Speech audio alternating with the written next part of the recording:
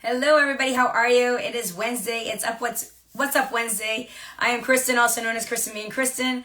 We are doing today's show at a different time to coordinate some things that are going on in my life. My bar is reopened, so I'm working tonight, so I had to switch it. But I did not want to skip today's episode because today is a year anniversary of me doing the show, so that's pretty exciting. So hello, everybody. I'm going to say hi to some people. Hi, Ruth. How are you? Hi, Kevin. How are you? Thanks for joining. How's everyone doing? Doing well. Today we're going to have my friend Adam Parr on. He has a podcast. He's a transformation coach. He is out of England, so we're in a different timeline, so this works a little bit better for his day also. Hi, Rudy. How are you? Hope everyone is doing well. I can't believe the show's been on for a year, so I just really want to take a time out to say thank you to everybody who's been tuning in from day one. It's been quite a journey over the past year. I've had a lot of really great conversations and met some amazing people. So I'm going to bring Adam in here. I'm going to just talk about life a little bit and his story and how to be more positive and transform your life and what to focus on. So we'll get him in here and get it.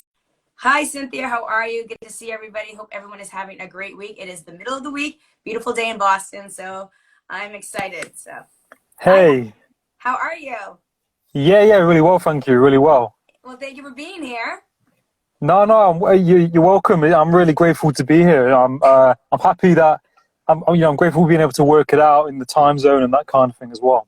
Well, no, I mean, it's good for me because I was just saying at the beginning of the show, my bar reopened, so now I'm doing nights again. Nice. So I went from being days, now I'm back to nights. So I'm just kind of getting adjusted with the whole new staff and stuff like that. So I was like, okay, we'll do it during the day, and who knows, maybe more people will tune in because it's the middle of the day. I don't know what, life is so different right now because the cities are reopening, states are reopening, everybody's at a different level with this. So we're kind of at this time that we don't really know how much people are going to be on the screens. I don't know. It's a very, very interesting time. Everyone's at a different level. So we're just rolling with it, right? Adapting. Yeah, so it's the best way to do it, just go with the flow and, just kind of see how it kind of pans out, isn't it, really? Like you said, it's funny because different places are opening at different places and that kind of thing as well. Yeah, what's England up to? So what are you guys doing in England?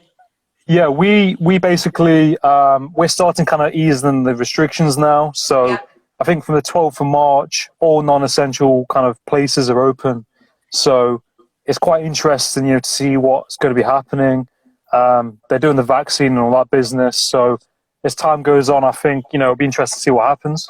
Yeah, same thing here. The vaccine's been rolling out in Massachusetts and Boston.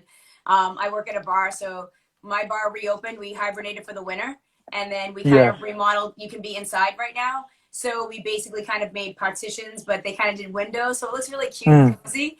A lot of people that come in say it does remind them of actually being in Europe. So I don't know. I've never been to Europe. I've never been at a traditional pub. So I can't tell. But a lot of people say that's what we kind of got the flavor right. So that's been pretty good. So I've just been back for the past couple of days. So I'm getting back to getting on my night schedule.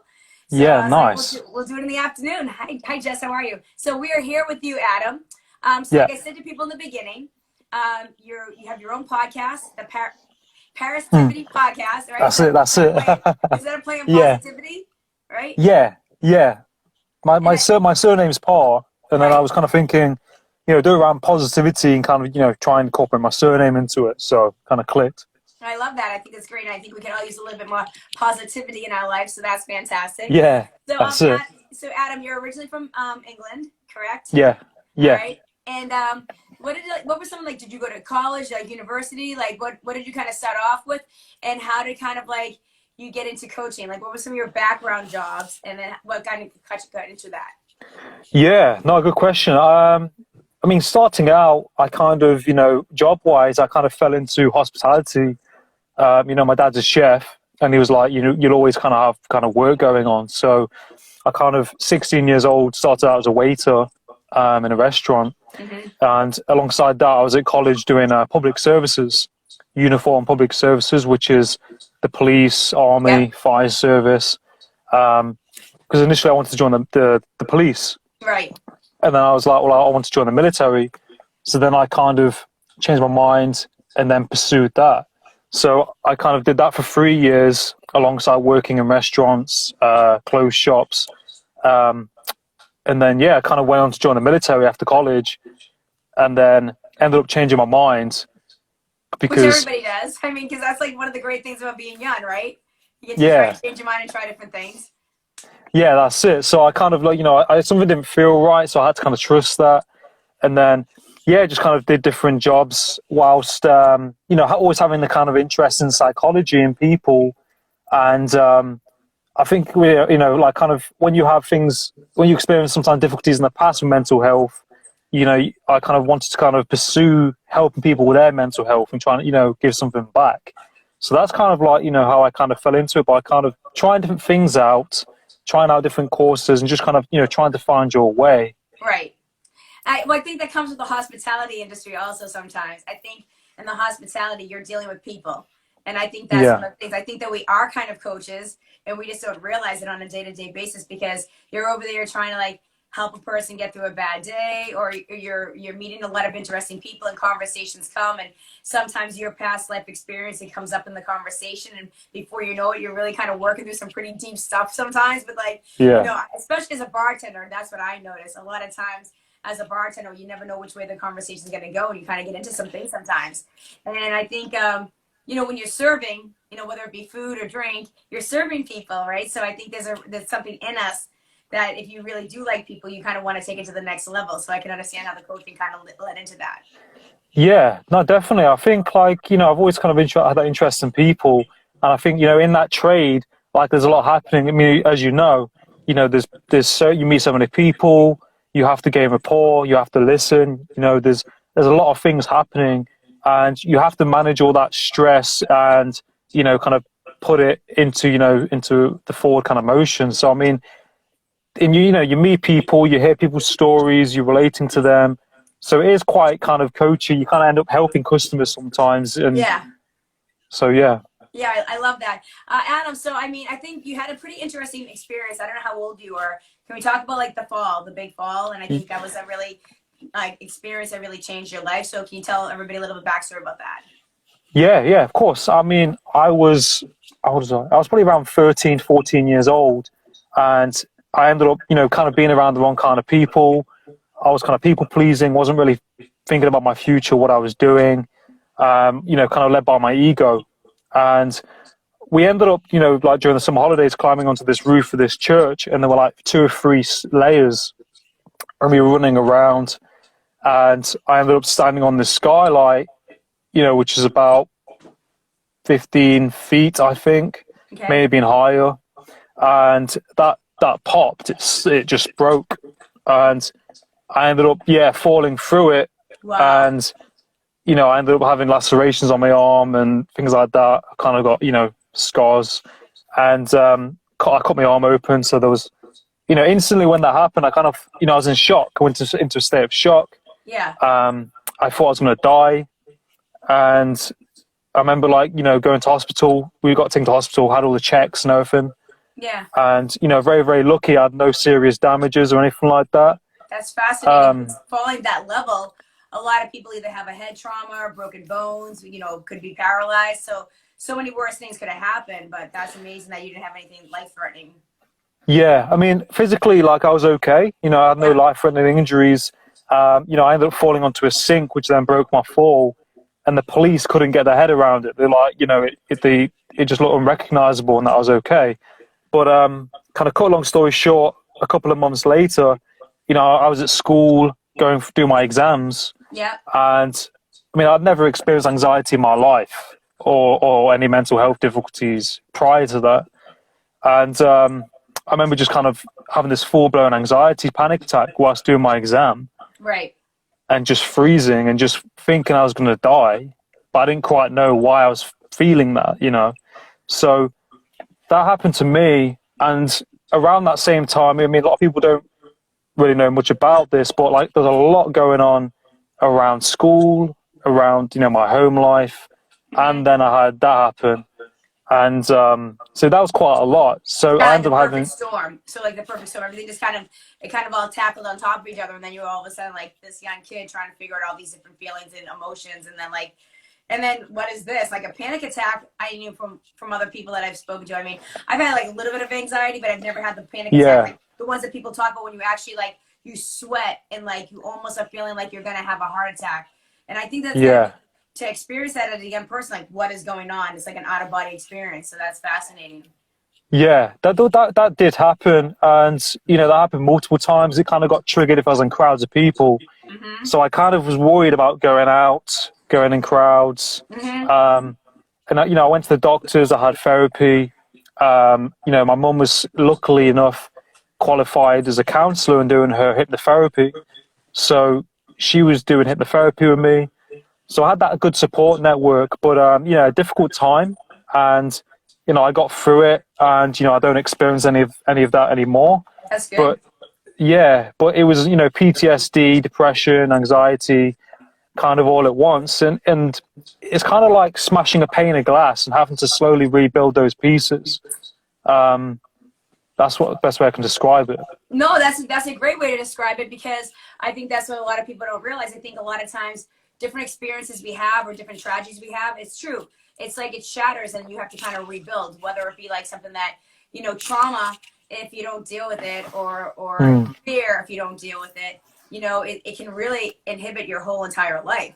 So I think that's a fantastic way to put it. I think that's such a well way of saying that. And then I think fear is something that so many of us, we deal with, right? And I think fear is really detrimental to a lot of people's life. You know what I mean? It's something that I say this line all the time. I'm sure people are like, oh my God, this stupid line again. But I mean, I think fear really is something that can either hold people back or can propel you forward. And when we have a fear or a phobia or something, we kind of have to like learn how to control it, or it kind of controls us. So Yeah. I think that's a really great way of talking about how you had to actually deal with it. Because a lot of times, Yeah. I don't want to get into it because it's hard or it's difficult or it makes me feel uncomfortable. But that's really how you're going to solve it. Yeah, you've got to. I mean, I think be patient with yourself as well, and take those small steps and that 1% each day. And I agree with you, and I think it's a really good point. And when I was going through it, I used to get frustrated with myself, and I'd be like, "Why is this happening to me? Why is this happening? I just want to feel like X, Y, Z." But I remember exercise helping me a lot, as well as talking about it. But exercise, I remember my mum saying I went to the leisure centre, and you could see me running on the treadmill. But because of the trauma, I wasn't even running. It was just like a slow kind of like limp. Okay. Because part of you kind of slows down, when you're going through trauma. So, but exercise kind of helped me push through that. Yeah. And then over time, I was running all the time. So that's really good. Yeah, a lot of people say that's what's really good for their psyche too. Like a lot of people that do use running, because there's something about it, and I think it's important. Like I think that's one of the things that we don't really talk enough about is like, when it comes to mental health, we'll use physical fitness, when you want to get fit, right? We use diet and exercise, right? And so, because there is a definite connection. And then, when you want to get fit mentally, yes, physical fitness can help, mental work, like doing the work and like facing the fears. Then also like, mental toughness, like, you need someone that sometimes is going to push you to say, okay, well, what are you going to do about it? Are you going to let, like you have to kind of like, you have to almost kind of like really hit it to kind of break through that wall and then finally free yourself of it. That's one of the things I think that's important. If you can find the right person that can kind of help you process the information and kind of get over, or get to the point of it that you can actually solve it. Yeah, definitely. And I think like fitness really does help, you feel good about yourself, your self-esteem increases, and when you talk to someone who understands, that makes a big difference as well, as you mentioned. And even if you talk to someone else who's going through something similar to yourself, you kind of think, well, I'm not alone. It makes you feel a bit normal, because at the time you think, well, I'm the only person who's going through this. That is such a great point, Adam, because I think that's what so many people don't realize.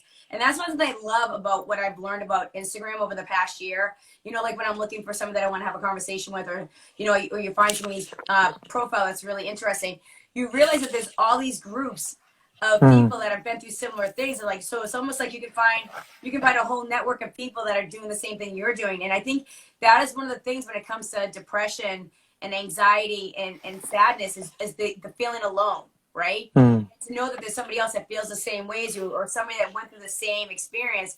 There's something about the power of the numbers, So like, gives you like a community. So I think that is a really great advice for people to find other people that have even been through something like you, or someone that's willing to talk, that, because you find like, oh, I'm not the only one that went through this. And that takes like, whether that takes the stigma away, or whether it takes the fear away, or or it makes you feel like connected, it just helps when you're trying to heal yourself.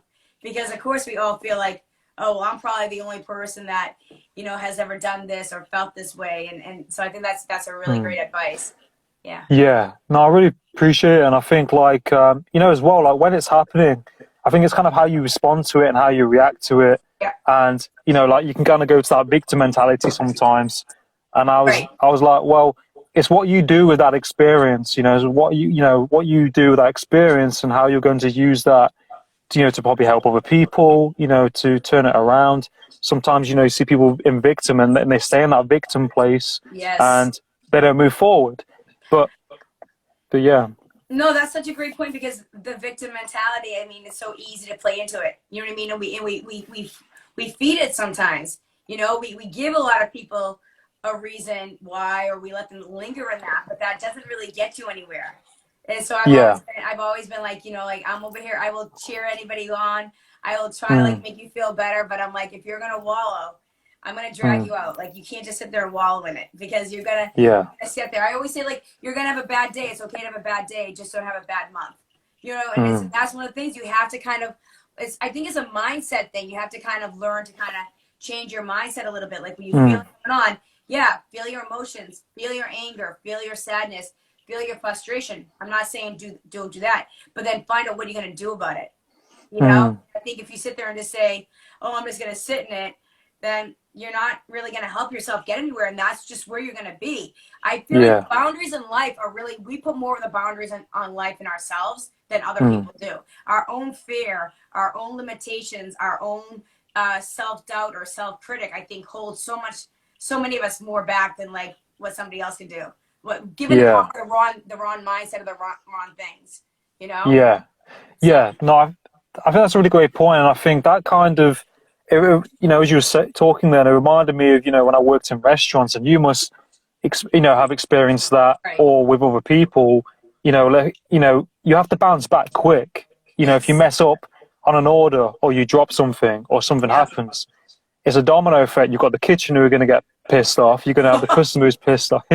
So you're dealing with all these different dynamics. So, I mean, it's about, I used to be hard on myself, and I would take that mistake an hour or two later into my shift, I remember, and feeling bad about it. But then I think over time, the more you do it, you bounce back quick, if that makes sense. Oh, it totally makes sense. And I think that's such a great point. I think there's something about working in the service industry. I was just having this conversation the other day on my podcast with another bartender that I had on. And we were saying that we actually have the job that we do gives us the opportunity to really work on a lot of skill sets that other people don't. You know what I mean? Because like you said, there's no filter when you're at the restaurant. A lot of people will be like, oh, that's just a waitress, or that's just a bartender. So they don't always have like their best behavior on, because they don't think that it's worthy. Like they don't, they're really sometimes being a little bit nasty. So you have to learn how to adapt to different types of personalities coming at you. Like you said, when you're making a mistake, you have to learn how to shake it off, not worry, because you can't take it to the next group. So I think that it gives you a lot of opportunity, to work on a lot of different things. Miguel wants to know, how old are you? I'm 20. I just turned 27, 1st of April. 27, 1st of April. Okay, so that's fantastic. Adam, there's a quote that you had on your page that I love. I'm a big fan about fear. I'm like, I was just saying to somebody the other day, I don't really like fear, because to me, it's something that I think I've always wanted to face my fears. I think the reason I live the life that I live is because I like to take fear and push me forward. And I really feel like, especially this past year, there's been so much fear, and I worry about the long-term ripple effects mentally, like we're talking about, from other people. So a quote that you have is, a lot of people fear death. I think it's scarier to never have lived your life, right? And I think that's I love that quote, because we spend so much time fearing things, but then we prevent ourselves from living. What made you want to share that quote, and what do you think is special about that quote? Yeah, no, I think it's a great point, and I think I thought about it because I used to be in that place where I used to be very kind of worried and fearful about actions that I was going to take, or what people are going to think, and a lot of that, and fear of fail. I used to fear failure a lot of the time, and a lot of people at school would say you're going to fail, and not fail at life, and this kind of stuff. A lot of negativity.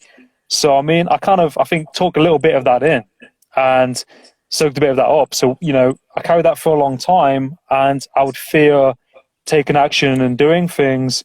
And then I think I just reached a point where I was just like, I decided not to do that anymore, if that makes sense. And no, that totally makes sense. And I think that's what's so important, because I think a lot of times we sit in that fear, and then we really lose out on so many opportunities. Like, life is meant to be lived, right? And if you could just change your mindset of what the fear is, right? Like, failure, like you said, fear of failure.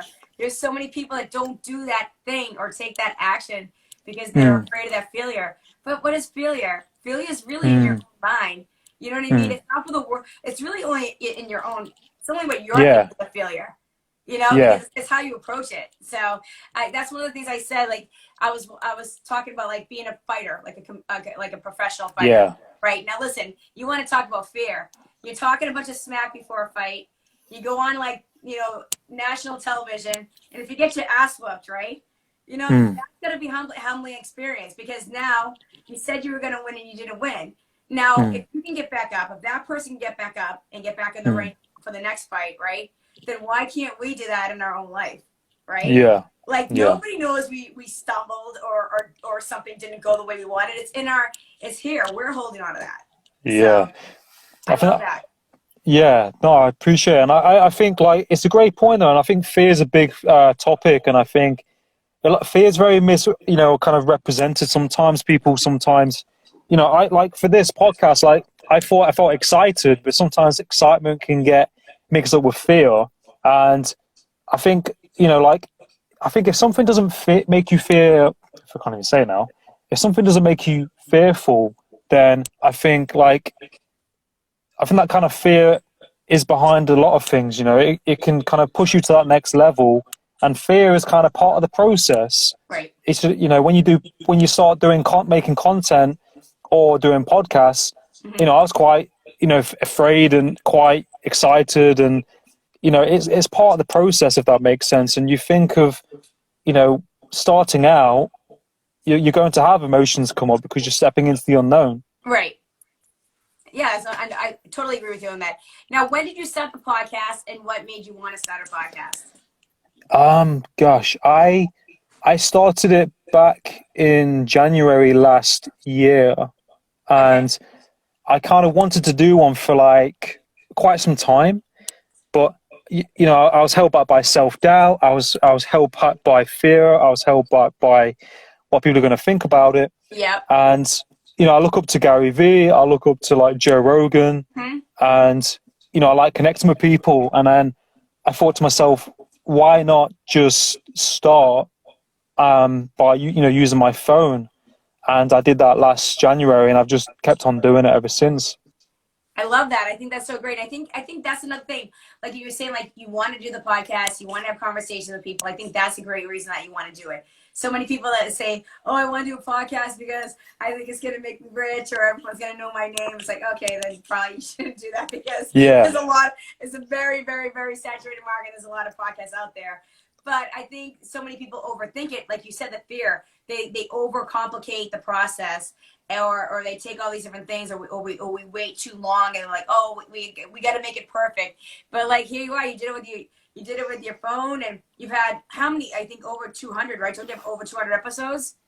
Yeah, I've published 218. I've still got about another 30 in the library to put out. So that's amazing. Now, you talked to a lot of really interesting people. What are some of the things that you look for when you're looking for a podcast guest?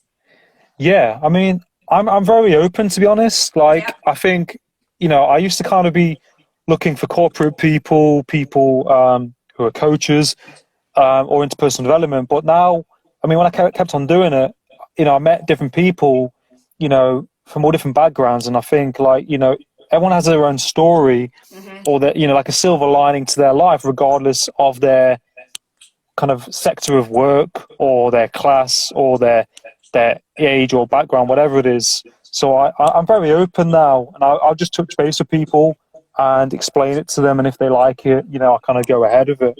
I love it. I think that's so great. I think there's something, I totally agree with you on that, because I think sometimes it's nice to have conversations with people that are in a similar background, because then you can kind of get a little bit deeper into the things that you're working on, like whether it be the coaching. And sometimes two coaches together can really get into like certain nooks and crannies and can really give like those nuggets to people. But then sometimes you just have a cool conversation with like the other side of you. I think we all have multiple sides to ourselves. So like when it's somebody that maybe overcame an obstacle like you did. So I think that's really cool that you can do cool conversation with different people for different reasons. And I think that's what makes conversations and podcasts interesting sometimes, because you never know who someone's gonna have a conversation with. So I love that. That's really great. Thank you. One thing I love that you wrote on your page, and I really think this is so important, because you said you are more than just what you do. Like so many people, I think this is such an important point, and I think maybe this is something, I don't know if you work on this with some of the people that you're coaching, is that we get stuck in our jobs. And I really feel like this past year was a year like that for a lot of people. Now, you have a certain job, and then your job loses, and if that's who you are, you're kind of lost. And I see this with a lot of, you know, young people that maybe like when they play sports, right? Say they're a really good hockey player or they're a baseball player. It's like hockey, hockey, hockey, hockey. Then the kid blows out his knee and he thought he was going to be a hockey player in college, and now he's not, right? So what do you think is so important about people not just letting themselves adjust to who they are or what they do? Like what do you think is important about not just locking yourself in on that? Yeah. Well, I think like you said, you know, people get their identity so attached to their job and their position. And, you know, it's kind of the way of the world, like how it is now. People always ask, you know, what's your job and what do you do?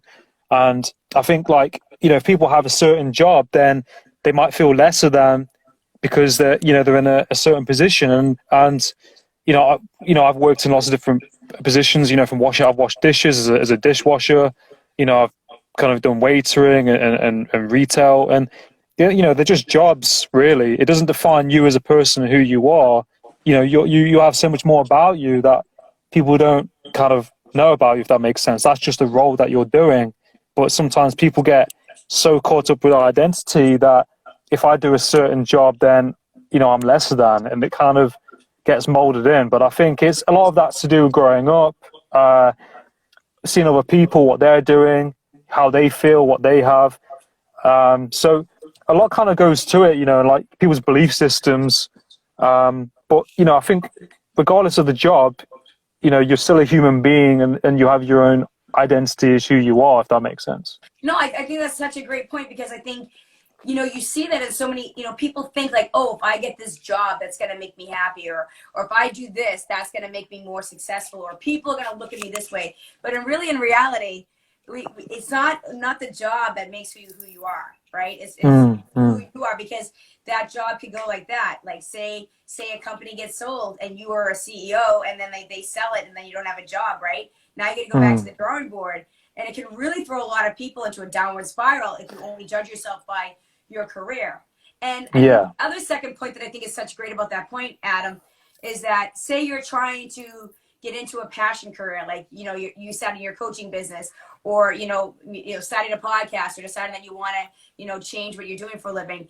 If you think a certain job is going to be below you because people are going to judge you, then it goes back to the whole thing we talked about in the beginning with fear. You're not going to take the chance on doing that passion project, because you might have to change your career or take a step back in order to make your passion become your thing. So I think that's so important, because it's such a trap for so many people. You know? Yeah. I think it's a hidden trap that people don't realize that they fall into. And it goes back to society. I think it goes back to societal norms or expectations. Yeah, definitely. And I think, you know, it's different in cultures as well. You know, like people sometimes, you know, if you don't do a certain job or trade, then you're kind of appeared to be a certain way. Or if you don't do a certain course, you know, or even with universities, you know, there's so much to it and so many layers. And I think, you know, like, I think COVID's highlighted a lot of that. And I think with people, you know, especially actors, you know, a lot of people haven't been out of work. And I remember Joey Diaz said, you know, it shows how humble are you? How humble are people? You know, are you going to do a certain job, like a delivery job, maybe? Right. You know, if you're an actor or an actress. So well, especially comedy. yeah. Like people that perform live, you know, that all got really taken back, like got taken away from so many people. And that's what I was saying. It's so funny because Miguel says, if we really want some job, shouldn't we allow it to become our identity? And I don't know, Miguel, that's a really good question. I think there's an aspect of it that obviously it becomes what you do, but I don't think it should be everything of who you are. I think it should be a piece of you. I think that's what we're basically trying to say. Like, obviously, if you're into something and you're passionate about it, it's part of you, right? But I don't think it should be all of you, because it's like, because then, and that's like anything. I think in a relationship, the relationship shouldn't only be your only identity. I think in our life, we should have pieces of our identity. We should have pieces we should be like onions that we can unfold and have, you know, pieces of us, different layers of us, in my opinion. Yeah. I think that's it, and I think it makes you appreciate it. I mean, I'm very passionate about my podcast and what I do in doing these. But, you know, then there's, you know, I have my life. There's me as well. You know, I think it creates that, you know, appreciation. You need that balance, don't you? You need to be grounded. It's like you see a lot of people who are very, very famous, and, you know, they get hassled a lot probably by press or paparazzis, and they just want to have that normality to do something separate from that kind of identity of what they are as an actor, maybe. But it's a very tricky. I mean, it's a very, very kind of tricky kind of concept. But I think, like you said, it's, you know, there's more faces to us. You know, we're not just that one title. Right. Exactly. And I just think that we're just saying that if it's how we're saying doing the inside. I think what we're both trying to say, and maybe this is what Miguel might understand, is we're saying do the inside work. You know what I mean? There's nothing wrong with, you know, being accomplished or liking what you do or loving what you do, but just don't lose focus on the inside of you also, that you think that makes you who you are. It's a piece of who you are. That's all I think we're trying to say. So I think it's really interesting, because I think it really, I look at it that way because I've seen so many people that have lost certain things. And I think the reason I thought it was such an important thing to talk about today is you saw a lot of people that did lose their jobs or their identities over this past year, and it was really interesting to see how people reacted. Like, I have a lot of friends that do perform and they couldn't perform, and it was a hard year for them because it's such a big piece of what you do. So I think that's what a lot of people think. That's what I think I'm trying to say. Miguel, faking it until you make it. I don't know. I think everybody has a different opinion about that. What is your opinion about faking it until you make it? Fake it till you make it. I mean, it's kind of like NLP, to be honest. It's, you know, modeling and act as if, you know, I think like, it's like the way I can relate to that is kind of in job interviews, kind of, you know, acting as if you're in that position and going in that situation like you know, you have the job, you're going to do your best. I think that's where I can relate to it. You know, I think fake it till you make it. I mean, I think you have to kind of manifest in that sense. I don't know if that ties into it, manifesting, because I think about, you know, my future and where I want to be. So I kind of try and embody being in that place, you know, and trying to do that. I think everyone's different. Everyone's got their own perception, their own mindset, and their own opinions, and that's okay. I love what you just said, because I kind of agree with you on the fake it till you make it. I think faking it till you make it, like if you're not educating yourself about what you're trying to make, I think that's when faking it till you make it can be a little bit dangerous. Like if you're just like, you're trying to act like you know more, you're trying to floss like you have something that you don't to try to make it, then I think that can be dangerous, because then that might actually go against you. But I think you have to kind of in your head fake it a little bit mentally, believe in it, like especially if you're going for a lofty goal or you want to do something big, you gotta kind of like to almost like self like, oh yeah, I can do this shit. Like I got this. You know what I mean? So that's what I say to fake until you make it. Is more like, oh yeah, I can do anything if I put my mind to it. So to me, and I think that comes into like positive self-talk. So I think we kind of have a similar view on it. I'm like, there's nothing wrong with it as long as you're not hurting somebody or hurting yourself. You know what I mean? Don't do it. Don't fake it. Don't pretend to be somebody else Mm. to get something, because you'll lose a piece. In my opinion, you'll lose a piece of yourself. But pretending or believing yourself is fine, because that's how you're going to get to that big goal. Yeah, that's it. I agree. I think, it's more like an inner kind of thing you have to go within. Like, sometimes you see people, if you fake it till you make it and you're putting it out there into the world, people are going to think you're egotistical. If you're saying, I'm XYZ when you're really not, people are going to be like, okay, well, what's this person doing? Who is this person? Yeah. And I think that's an interesting concept right now too, because I think that's what we've seen so much over the past year. And it even seems like Instagram is really about this too. Like, I think is people are looking for more real and authentic.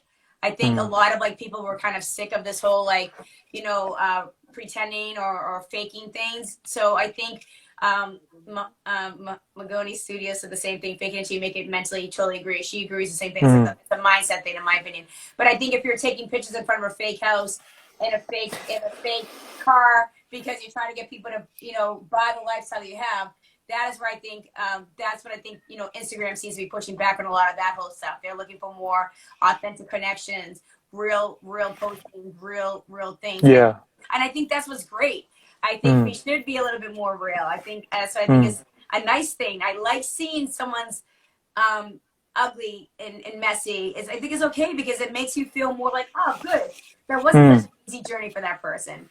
Or admitting the fact that, oh, yeah, I have a side job right now, why I'm building my coaching program, or why I'm working on writing this book. You know what I mean? Like, there's nothing wrong with that if that's what you're doing, That's it. I think people like to see that journey and that process of seeing someone grow, seeing someone be authentic and true to themselves. And, that kind of journey, like you think of like, Gary Vee, and, he was like working in his dad's liquor store, stacking shelves and seeing those small kind of, it's a bit like an iceberg, isn't it? Seeing that kind of undercurrent, what people don't always see going on, those are kind of early days. And I think, people like to see the journey, and I think, the process as well. I agree with you, and I think that's so important for more people to realize. Is like, I think we went through this whole like phase that we were just like showing the highlight reel constantly, and this imagery that a lot of people like feeling almost overwhelmed, like, oh, I can never do that. Right. So I like the fact that more people are now trying to show the back process. I know Magoni Studios, I love watching her when she's doing her paintings and she's showing her process. And then, like, she's shipping it off, or it shows the backstory, or I had Rad's Custom on a couple weeks ago. She's out of England too, and she does sneakers. And it's kind of cool to see the behind the scenes and all the work that goes into it, because it makes other people be like, oh, it does take time. And I think that's what younger people need to see too. Like, it's okay. It's going to take time. Like, it's a process. It's a journey. It doesn't happen overnight. And I've actually become more patient than I ever was. I never was patient. But for some reason this past year, I'm just kind of like, yeah, I'm good. I'm kind of more enjoying the process, which I never thought I would say. I'm just kind of like learning about people and learning about myself and kind of seeing what I really want to kind of focus on. And I think it's kind of cool. So I think that's a great point, Adam. I love that. Yeah. No. Another thing I saw that you wrote that I liked, and this goes back to what we're talking about being authentic and real, is just keep being real and genuine to yourself, not a copycat of someone else. Now that's right up my heart. That's my type of vibe. Yeah. So, I love that. About that, and is that something you work on with coaching clients? Yeah, I mean, I think it's something that I went through personally as well. I think a lot of us can sometimes be like that, and like, especially in school when I was a teenager. And that's part of my life. I mean, being a teenager is difficult for a lot of people. So you're trying to find yourself and that kind of thing. And for me, I was people pleasing. I was trying to be the big shot kind of thing. And I was caught up in that. And I kind of, didn't really think about who I was, kind of thing. And like that accident kind of woke me up, and things like that shouldn't happen for you to wake up and stop doing what you're doing. But, being genuine to yourself and being yourself and getting to know who you are is so key. And that relationship that you have with yourself is going to be how you have relationships with other people. And it's okay to have role models and mentors. That's a different ball game. You can take things from other people that you look up to, but you've got to do your own thing with that, if that makes sense. No, it makes complete sense, and that is what so many people don't realize. And I think, God, two things that you touched on that I think are so important. One, being a teenager. I can't even imagine being a teenager in this generation. Yeah. Like, it was so different when I grew up. I'm older than you, so it was very different. And I'm just thinking of like this thing right here. Like, it's such an amazing thing, but God, it can like mess your head up as a teenager, just like comparing and, trying to. I think that's why so many kids don't know how to be themselves. It's so easy to be a copycat because, likes and follows and all that goes to like doing the same thing. Like if you go to TikTok, it's trending. So it's just a lot of copycat behavior. But I think that's such an important point what you were saying, because if you don't become genuine with yourself, right, then you're not going to be a good spouse or partner, because you're not really a whole human, because you're trying to placate to what somebody else wants or replicate what somebody else wants. So I think that's such a great statement, because I think it's so important. I think it's hard to find yourself sometimes, or be genuine, or look in the mirror and really figure it out, Let me see what Miguel says. Miguel says there's something that most motivational speakers say: get along with the people who have the same goals as you. I understand that, but I don't seem to be able to find those kind of people. I don't know. I think it's kind of hard to sometimes find. If you're I think Miguel's very motivated. So I think if Miguel's very motivated, you need to find a different level of people that are kind of go-getters, that are kind of on that strive. They do say what's in your, I don't know. They do say the 5 people around you, whatever. I know what he's trying to say. Yeah. So. Yeah, that's it. I mean, I think, was that they say you become the most, is it 5 people you surround yourself with, that kind of thing. And it makes me think about when I was at school. I had no idea. I felt like very, very different. And the people I was around weren't, overly great people. I was doing all kinds of stuff with them, messing around. I remember they would tell me to take people's football. I'll go and do it, take the football, then we'd steal it and run away. But around that time, I didn't feel like I knew what kind of people I wanted to be with. Right. I knew I didn't fit in, but, I was probably a bit like similar to that. I was seeking my kind of people. Right. I didn't really know what that was. And then until leaving school, I mean, it was only, last year with the pandemic, I started to kind of find that kind of tribe, your tribe. Right. And, it's okay to be, around people that aren't like you. You can't separate people. Right. And it's okay that people are different. But for me, I really engaged in social media more. We connected through social media on Instagram. Yeah. Right. And you've really got to do that work to kind of seek it and just put your feet in the water, if that makes sense. No, I think that makes a lot of sense, because I think there's a lot of people out there doing, similar things, or have the same vibe as you, like you said. And a lot of times it might not just be in your inner circle. It might not be in your neighborhood. You're going to have to do the work to seek those people out, or find that level, or find the network of the community that you're trying to build, So I think that's such a great point, because I think one of the things that's so tricky about being a kid or being a teenager is the group that you make as friends as a young person. You a lot of times will outgrow each other. Not a lot of people are going to be happy about the fact that you want to do big things, or that you're striving, or you're trying new things. The people in your inner circle, of course, they love you, but sometimes they get intimidated if you're trying to do something different. So I think that's I think it's sometimes hard that you're in an uncomfortable situation. Like they say, sometimes a stranger will cheer you on more than your own friends or family sometimes. So I think if you really want to build something, or you're trying to level your game up, or you're trying to learn something, you have to kind of seek out mentors or coaches to kind of help you get to that next level. And I think that's why a lot of people do seek those people out to help them find that tribe. Yeah. Well, I think you find that, in Gary Vee and people who are in the kind of coach or personal development field, you look at the comments, and you look at the kind of people sometimes in the comments, and, it's all in the kind of same vibe, if that makes sense, in those kind of vibes. I mean, I'd highly recommend, doing that in networking on, LinkedIn. Is quite a good tool as well. Right. I think that's a great advice too, because I think I just think that a lot of times when I've seen people that are in personal development or coaching, it seems like a lot of coaches even have coaches, and that's something I've been learning from talking to a lot of people. And everyone's like, hey, sometimes I'm good at this. You might be great at coaching somebody with emotional things, but you might not know how to run a business. You might need a Yeah. business coach to kind of help you learn the ins and outs. I mean, it's a lot to try to figure out how to do everything all by yourself. Miguel says, do you think these people thought the same as you, but they just got comfortable about the situation they were in? I'm not sure, Miguel. That's a good question. I'm not sure. Was that, what about? I think he's going back to the people in your tribe that we talked about earlier. So I know he's got a lot of really good deep questions today, Miguel. I don't know how to think about that one. I'll get back to you on DM on that. Adam, so with the coaching, what type of what made you want to kind of coach, and what do you focus on, and what are you trying to help people do?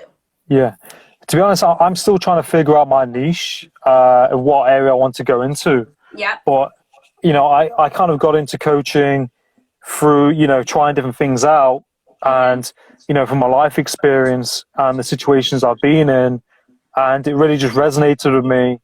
Because I tried out different courses, I tried out different jobs, but that mental health side's always resonated with me, and I'm very empathic. I'm able to tune into other people, and it's just something that's in me that I can't explain. I just really connect with people on a deep level, and I just thought I need to use this, and I saw Carl Rogers, the guy from years ago, kind of started it, and felt like it just kind of clicked. I was like, this is kind of what I should go into, and then that's kind of what I did, qualified, and I'm still finding my feet in what area I want to go into, but I can help people with goal setting, PTSD, anxiety, self-esteem, confidence, so kind of a broad spectrum, but I'm still finding my feet, really. I think that's sometimes how it comes, though. I think it sometimes comes with working with the people, and then you kind of see like what's really more like your focus. And I think that's really interesting, because that's what I've been noticing. Like, I think sometimes a lot of us we don't realize we're coaches. It's inside of us, and we don't realize it because we just do it naturally if you're an empathetic person. But then I think sometimes through conversation and hearing the same thing kind of come up over and over again, you're kind of like, oh, that's what I should probably be working on with somebody, because that's kind of the niche. And I think that's what I've been kind of learning. I know that I have a need that I want to do more for people, and I don't know how, but I think conversations, I think I'm starting to notice like, oh, this topic keeps coming up. I'm going to make a little mental note of that. And I think that's how you kind of find how to kind of fine tune what it is you're trying to help people with. And I think all of those are really important things. I think a lot of people are really struggling with all those things: anxiety, self-esteem, self-worth, goal setting.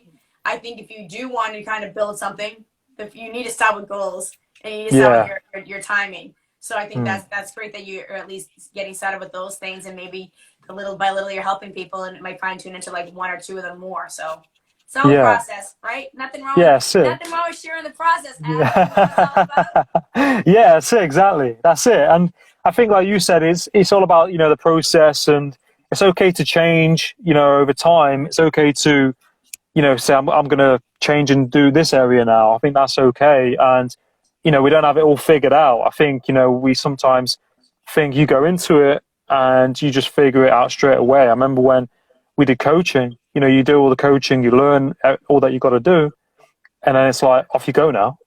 And you're like, whoa, hang on a sec, they didn't tell us about this. So you have to just, I think, as you said, as you go through life, you just kind of figure it out bit by bit, and it's okay to shift and change. Yeah, I think that's part of the joy of it, because I think as you get the feedback from the different people you're working with, you're kind of like, oh, that really resonated with that person, and I think it kind of helps you kind of figure it out a little bit more. You get a little bit more fine tuned. I think some people do have a broader net, and there's nothing wrong with having a broad net. Sometimes you just like helping people, and you have a variety of things that you have skill sets in. And then sometimes maybe going through the work, you kind of find how it kind of shrinks in a little bit more, and there's nothing wrong with that, And I think a lot of times people, I think a lot of times, say people want to do relationship coaching. A lot of times they might get into relationship coaching, but they might realize like, oh, wow, I'm really good with, men, or I'm really good with women. I might want to fine tune a little bit more on this specific aspect of relationships. So I think there's nothing wrong with that. So journey, there's nothing, that's great. I think it's fantastic. And hey, anybody that's trying to bring positivity and help people figure out their brains is we need it, because I think a lot of people need a little bit of help kind of getting themselves figured out right now. I think a lot of people are confused and overthinking things. I think mental health is a big thing. I mean, especially in the UK, like I saw we have the NHS here, which is like the kind of government's kind of health service, Yeah. and for young people on a waiting list up to like 4 months for like anxiety. Really? So that's through the free health service. But if you want to pay someone or see a private doctor, then that's different. But mental health's a big thing. I mean, with COVID, I think it's just skyrocketed. Totally agree. Not just in the UK, but kind of worldwide. So it's okay to be in a certain place, and there's always someone out there you can speak to. But it's definitely important. A lot of people are under so much pressure, through I think school, social media. It's kind of everything, it all interconnects. Yeah. So it's definitely important. No, I think so too. And I think that's something that I do worry about. I kind of sometimes wonder, like, we haven't even really scratched the surface of the ripple effects yet of the past year. And like, I know here in the US also, like the anxiety and the depression and the isolation and drugs and alcohols have gone through the roof here. Suicides have gone through the roof. So yeah, I think there's definitely a need for that dialogue, and I think that there's going to be a lot of need for a lot of help in the next couple of years. Because you think of like how many people, going back to fear, some people have really become very fearful of even leaving their house because they're so, you know what I mean? So I think there's a lot of work that's going to have to be done in the next couple of years. So who knows, maybe your fine tuning will come a lot sooner than you think because of what you're seeing a need for or what you're actually having conversations about. Yeah, no, that's it, exactly. And I think, through the work that you're doing and by doing things like this and, podcasts, really kind of just makes that, bit of a difference, to people, because you don't know who's going to watch it, listen to it and take something from it, Yeah, I think that's one of the greatest things that people don't realize. A lot of people are afraid to turn on the camera and have a conversation or share a thought or a feeling. And I think the most important thing that I hope people get out of that is that you don't know who's going to click and listen. And you might have just made one person think differently. You might have changed one person's life. So there's nothing wrong with that. So don't worry about if you got 5,000 likes. It might have just been that one person that liked it that got something from it, and that's okay. Yeah, no, definitely. Yeah. Adam, where can people find you? I think your what's your screen name on Instagram? It's Positivity94. PARRSITIVITY94. Okay, and that's the same. The name of the podcast is. The Positivity Podcast. Okay, that's awesome. and you can find that on. Is it on? What stream is that? Or they can find. Yeah, it's on all the platforms, and it's on YouTube. All the platforms on YouTube, really. Okay, and one thing, if you had to give anybody advice who want to get started doing a podcast, what would you give them one quick tip? Yeah, I would say, there's a few bits I could say in one. Don't just be yourself and don't overthink it. Be patient, be consistent, and just keep on doing it. Keep believing in yourself. I think that is great message for everybody, Adam, because I think consistency is one of the biggest things you can do, and just starting. I think two of the greatest things that you can do. And that's one of the things that I agree on. Well, Adam, I thank you for joining me today. This is you're welcome. Your anniversary of my IG Live. You and my congratulations. Thank you, my 1-year guest. So yes, really. Yeah, it's nuts. It's nuts how this past year. I can't believe a year has gone by. It's kind of crazy, but it's here. So we'll keep plugging along and doing our thing. Well, Adam, I hope you have a great day. Thank you so much. I hope everybody gives Adam a follow. Hope you guys enjoyed chatting with us. And like I always say at the end of every show, life is short. We only have one life to live. So please make sure you live in your life and nobody else's. And we'll talk to you soon. Yeah. Bye. See you later. See you later. See you.